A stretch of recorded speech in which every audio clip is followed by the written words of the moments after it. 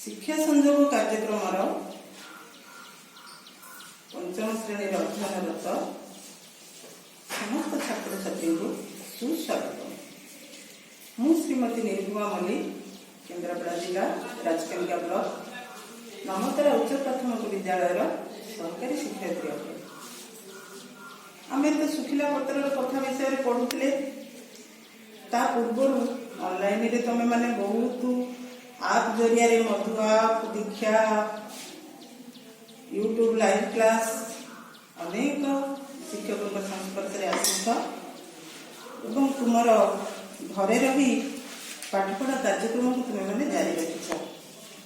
गत अध्याय आम आलोचना करते सुखिला पत्रर कथा सी प्रसंग संपर्क में जहाँ तुम मान वार्ता थिला गप जरिया तुम मैंने सब शुणी सारी शेष जाच जे तुषार और शिशिर एमाने सुखिला पत्रटी अदरकारी सुखिला पत्रटी पाइबारे ना शेष गुरुदेव पाखे पहुँची गुरुदेव से जनईले जे जाओ तुम्हें मैंने जहाँ शिक्षा लाभ कर तुम्हें जन कल्याण सब लगे मनीष समाजर उपकार करने मानव धर्म तेणु तुम्हें अन्यर उपकार कर मनरे केबे भाविबनी जे एमाने असहाय लोकों को वृद्ध लोकों को देखिकी साहाय्य करिवो केबे भाविबनी एमाने निजर एमाने पर आपना भाव भूली समस्त को तुम्हें मैंने साहाय्य करिवो। गपटी सरी जाइछि। अच्छा पिला माने तुम मानक सेइथिरे गोटे दिया जाइथिला जे परिहास शब्द परी तुम्हें तुम लाइब्रेरी तुम पाठ्यपुस्तक तुम घरे तुम बापा माँ को तुम सांगसाथी ठारू पचारिकी आउ सब बुझ अधिका जान बही तुम 8टी मात्र सुजोग देती कि तुम्हें आउ 8 ठारू आउ अधिका तुम्हें संग्रह कर पिला कर हाँ ताले कौन कौन कर जहाँ आम आलोचना सरी आम परिहास शब्द परी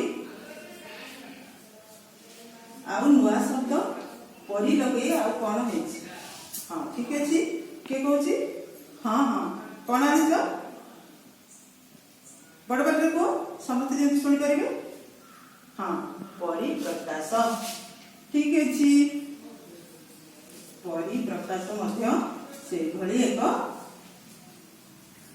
शब्द। हाँ एपटर शुभलक्ष्मी हाँ परिश्रम परिश्रम गोटे परि लगे श्रम सहित परि लगे गोटे श्रम परिश्रम हम।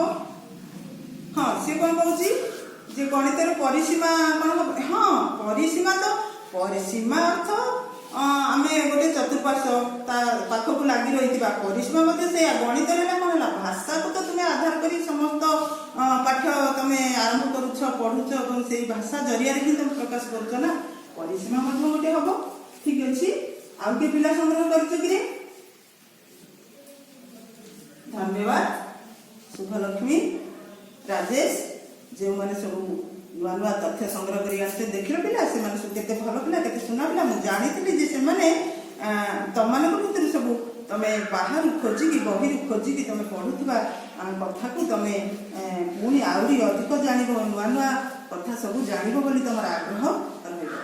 ठीक अच्छे तेबे तुम टे मन पकई कहल पिला माने जे जितेबाला तुम सब परीक्षा तुम प्रश्नपत्र आसी थाए तुमको क्यों प्रश्नटीर उत्तर करने कष्ट अनुभव कर प्रश्न उत्तर तो गपर पढ़ी दे था जानी जाता मन रखी था और तुम निज भाषा तुम लिखि गद्य रूप पद्य रूप विपरीत शब्द प्रतिशब्द वाक्य गठन एमती अनेक प्रकार प्रश्न तुम आसी थाए।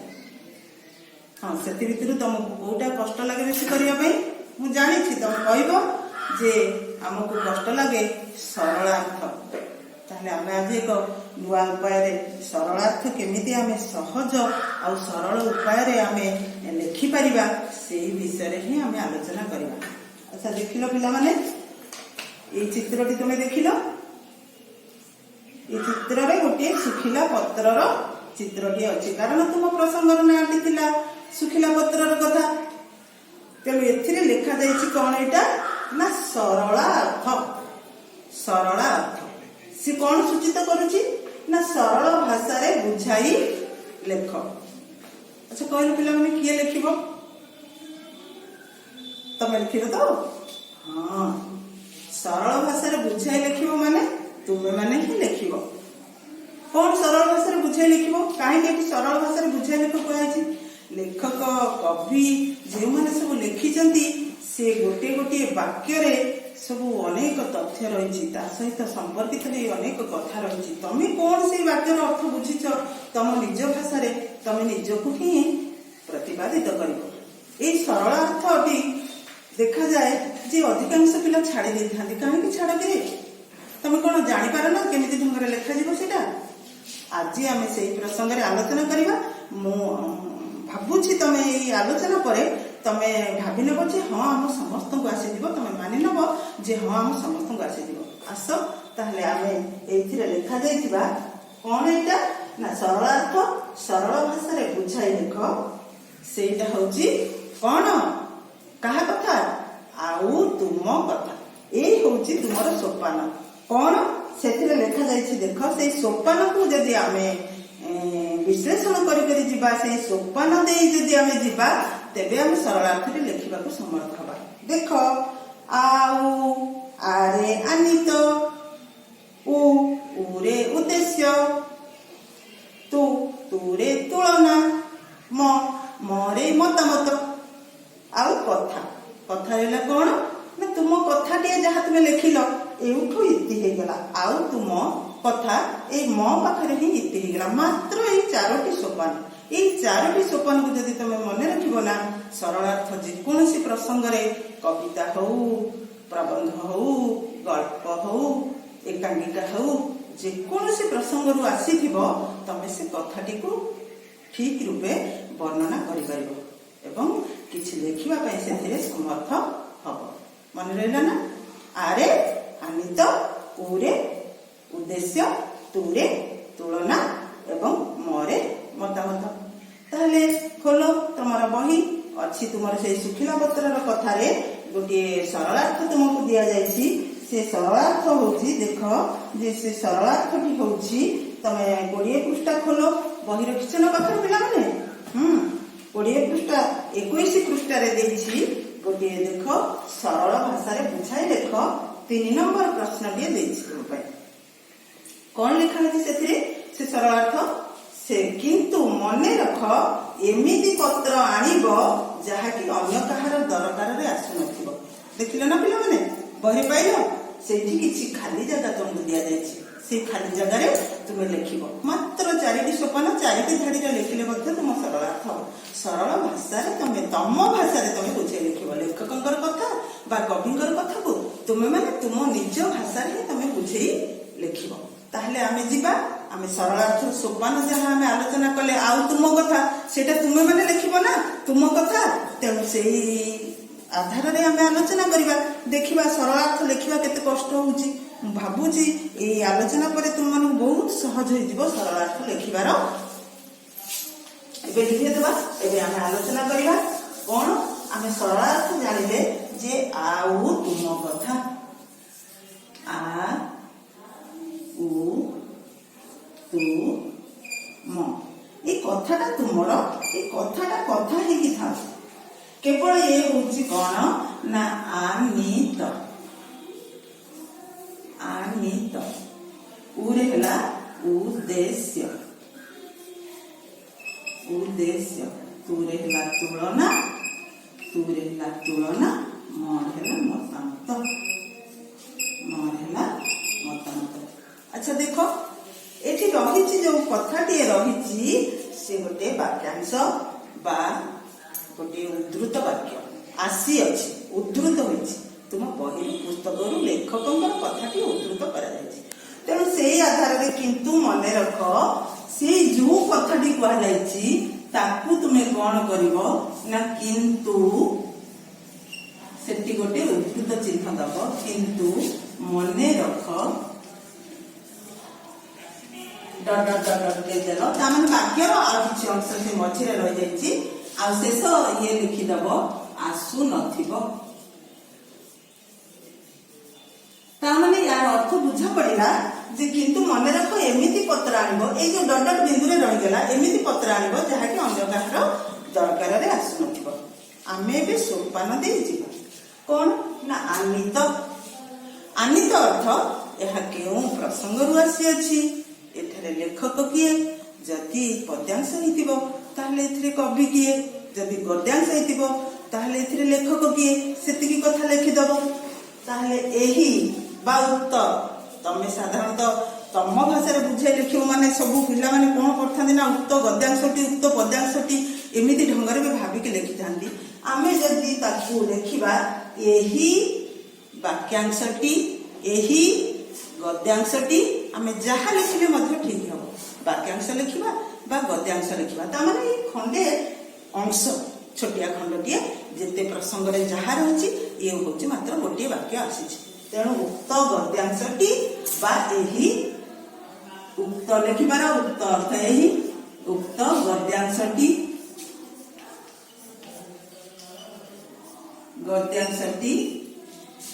ଆମ ପଠିତ ସାହିତ୍ୟ ବହିର, କାହାର ପଢା ହଉଛି ସେଇଟା, ତୁମର ନା ତୁମ ମାନଙ୍କର, ଆମ ପଠିତ ସାହିତ୍ୟ ବହିର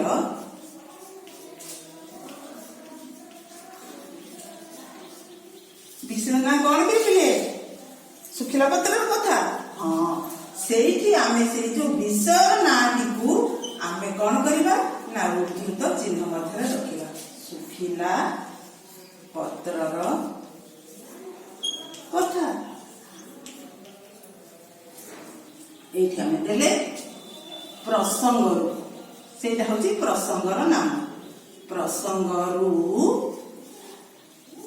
ଆସିଅଛି। କେହି କେହି ମଧ୍ୟ ଆନିତ ମଧ୍ୟ ଲେଖନ୍ତି। ଏଠାରେ ଲେଖକ କିଏ କିଏ କହିପାରିବ? ଏଠାରେ ଲେଖକଙ୍କ ନାଁ କଣ? ଏଠାରେ ସରୋଜ କହିଲ, ଏଠାରେ ଲେଖକ ହଁ ନନ୍ଦକିଶୋର ସିଂ, ଏଠାରେ ଲେଖକ ନନ୍ଦକିଶୋର ସିଂ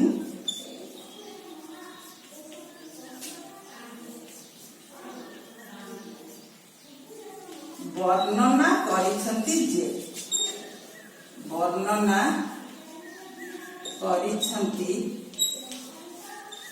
ଯେ, ତୁମେ ମାନେ ମଧ୍ୟ ବର୍ଣ୍ଣନା କରିଛନ୍ତି ନ କହିକି କହିଛନ୍ତି ଯେ ଲେଖିପାରିବ, ଲେଖିଛନ୍ତି ଯେ ମଧ୍ୟ ଲେଖିପାରିବ।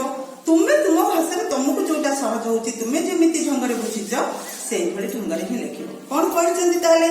ଆମେ ମୁଁ କହିସାରିଛି ଯେ ଏଇଟା ଆନିତ କୋଉଠୁ ଆସିଛି ଏବଂ ତାର ଉଦ୍ଦେଶ୍ୟ, କୋଉ ଉଦ୍ଦେଶ୍ୟରେ ସେ କହିଛନ୍ତି ନା ସେ ଉଦ୍ଦେଶ୍ୟଟି ହଉଛି ଯେ କହିଛନ୍ତି ସେ କଥାଟିକୁ ତୁମେ ପଢିବ ଏବଂ ଯଦି ତୁମେ ନ ଜାଣି ପାରୁଛ ତାହେଲେ ଆମେ ବହି ଖେଳିଦେବା, ଦେଖିବା ଯେ ସେଇ କଥାଟି କେଉଁଠି ବ୍ୟବହାର ହେଇଛି, ସେଇ ଧାଡିଟି ବହିରେ କେଉଁଠି ବ୍ୟବହାର ହେଇଛି। ତା ପୂର୍ବରୁ କିଛି ଅଂଶ ପଢିଦେବା, ତାପରେ କିଛି ଅଂଶ ପଢିଦେବା, ଆମର ମନେ ପଡିଯିବ। ତେଣୁ ଆମେ ଜାଣିପାରିବା କଣ ନା, କିନ୍ତୁ ମନେ ରଖ ଏମିତି ପତ୍ର ଆଣିବ ଯାହାକି ଅନ୍ୟ କାହାର ଦରକାରରେ ଆସୁନଥିବ। ଏ କଥା କିଏ କହିଛନ୍ତି କହିଲ? ଗୁରୁଜୀ କହିଥିଲେ। କାହାକୁ ନା ତୁଷାର ଆଉ ଶିଶିରକୁ। ତାହେଲେ ତାର ପୂର୍ବାପର ସମ୍ପର୍କ ଆମେ ଯୋଡ଼ିଦେଲେ, ମନେ ପକେଇଦେଲେ, ଜାଣିଗଲେ ଯେ ଏହି ଉକ୍ତିଟି କହିଛନ୍ତି ଯେ ଯେତେବେଳେ ତୁଷାର ଆଉ ଶିଶିର ଗୁରୁ ଦକ୍ଷିଣା ଦେବା ପାଇଁ ଇଚ୍ଛା କରିଛନ୍ତି, ଗୁରୁଦେବ ତାଙ୍କୁ ଏହି ବାକ୍ୟଟି କହିଛନ୍ତି ବା ଏହି ଉକ୍ତିଟି କହିଛନ୍ତି। ହେଲା, ସରିଗଲା, ସେ କଥାର ଅର୍ଥଟା ସରିଗଲା। ଆମେ ଜାଣିଗଲେ ଯେ ଏପରି ପତ୍ର ଆଣିବାକୁ ଗୁରୁଦେବ ତାଙ୍କୁ କହିଥିଲେ ଯେ ଯେଉଁ ପତ୍ରଟି କାହାରି ଦରକାରରେ ଆସୁନଥିବ। ଏଠାରେ ବର୍ଣ୍ଣନା କରିଛନ୍ତି ଯେ ତୁଷାର ଓ ଶିଶିର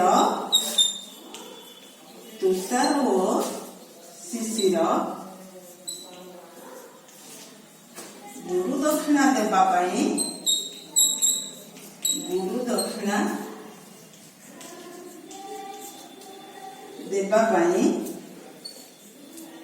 ଇଚ୍ଛା ପ୍ରକାଶ କରିବାରୁ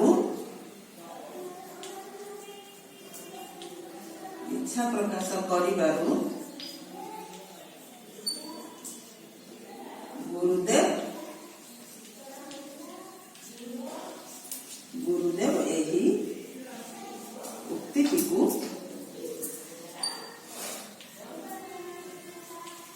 ସେମାନଙ୍କୁ କହିଥିଲେ।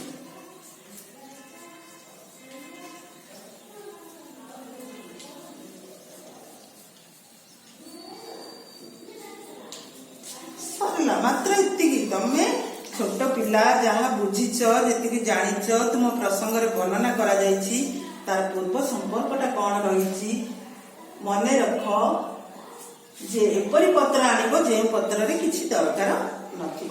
ତୁଷାର କେତେବେଳେ କହିଥିଲେ, କୋଉ ପରିପ୍ରେକ୍ଷୀରେ କହିଥିଲେ, କେଉଁ ଉଦ୍ଦେଶ୍ୟରେ ସେଟା କୁହାଯାଇଥିଲା ସେଇ କଥାଟା ଆମେ ମନେ ରଖିଲେ ତୁଷାର ଓ ଶିଶିର ଗୁରୁ ଦକ୍ଷିଣା ଦେବା ପାଇଁ ଇଚ୍ଛା ପ୍ରକାଶ କରିବାରୁ ଗୁରୁଦେବ ଏହି ଉକ୍ତିଟିକୁ ସେମାନଙ୍କୁ କହିଥିଲେ। ଆଉ କିଛି ମନେ ନ ପଡୁ, ଆଉ କିଛି ନ ଆସୁ, ଏଇ ପରିପ୍ରେକ୍ଷୀରେ ହିଁ କହିଥିଲେ। ତମେ ଏଇଠି ତାକୁ କଣ କଲ ନା ତମେ ତାକୁ ତୁଳନା କଲ ଏଇ ବାକ୍ୟଟିକୁ ନେଇକି ଯେ ତାର ପୂର୍ବ ସମ୍ପର୍କଟା କଣ ଅଛି ନା ତୁଷାର ଆଉ ଶିଶିର ଗୁରୁ ଦକ୍ଷିଣା ଦେବା ପାଇଁ କହିଥିଲେ। এইটা হচ্ছে তার সম্পর্ক, এই বাক্য সহিত এই ধাড়িটির হচ্ছে সম্পর্ক। তুমি তুলনা করিদেল, গলা সরিগলা। গোটে মতামতটিয়ে দেব, তুম নিজ মত, তুমি তুম নিজ ইচ্ছার লিখিছ না, তুম ভাষার হি তুমি লিখিছ। প্রকৃতরে এই উক্তিরে কଣ রয়েছে, বাস্তবরে এই উক্তিটি যথার্থ অটে। এইটি কেবল গোটিয়ে ছোটিয়া বাক্যটিয়ে, বাস্তবরে ଏହି ଉକ୍ତିଟି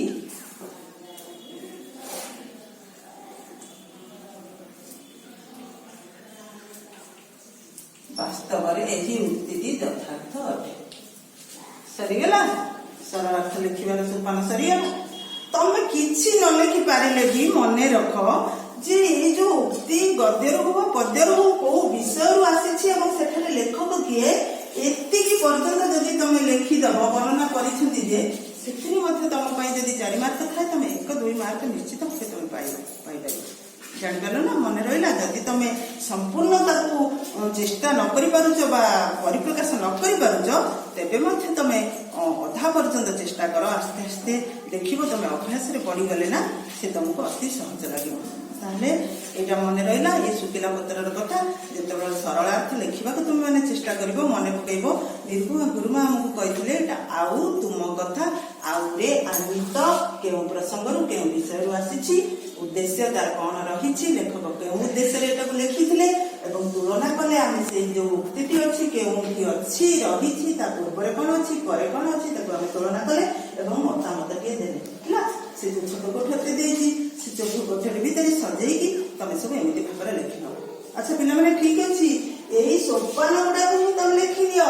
ତମର ଏଠି ସିନା ମୁଁ ଶୁଖିଲା ପତ୍ରର କଥା ବିଷୟ ପ୍ରସଙ୍ଗରେ ଆଲୋଚନା କରୁଛି, ତମ ବହିରେ ଆଉ ଅନେକ ପ୍ରସଙ୍ଗ ମଧ୍ୟ ଅଛି, ସେଠି ସେଇ ଢଙ୍ଗରେ ଦେଖିବ। ଏଇ ଗୋଟିଏ ସୋପାନ, ଏଇଟା କେବଳ ଶୁଖିଲା ପତ୍ରର କଥା ପାଇଁ ସୋପାନ ନୁହେଁ, ସରଳାର୍ଥ ଲେଖିବାର ହିଁ ସୋପାନ।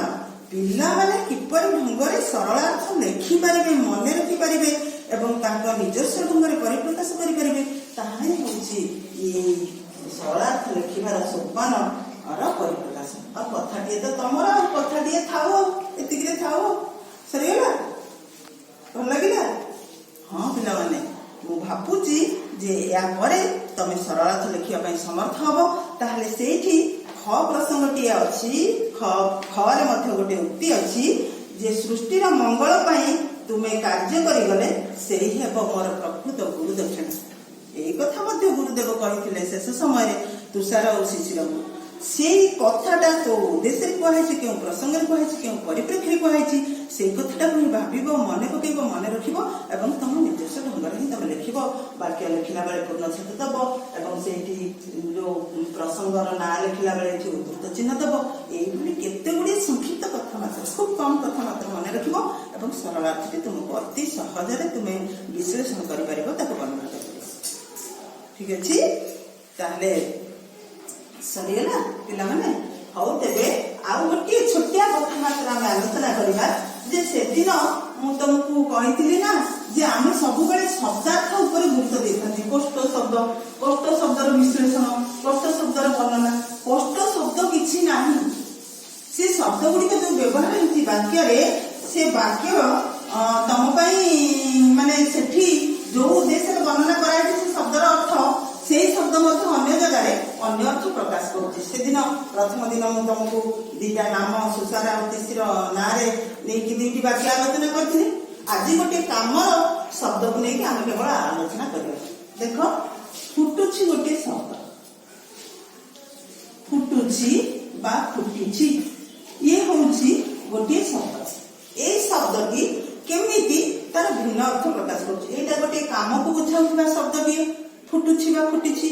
काहेकि मैं कथा कहूची ना तुषार शिशिर जेतेबेले जंगल देख जाइथिबे ना मने पकाओ टिके जंगल रे केते कंटा तांको पादरे फुटी जाइथिबो बा बाजी जाइथिबो फुटी नथिबो कि हां फुटी थिबो ना।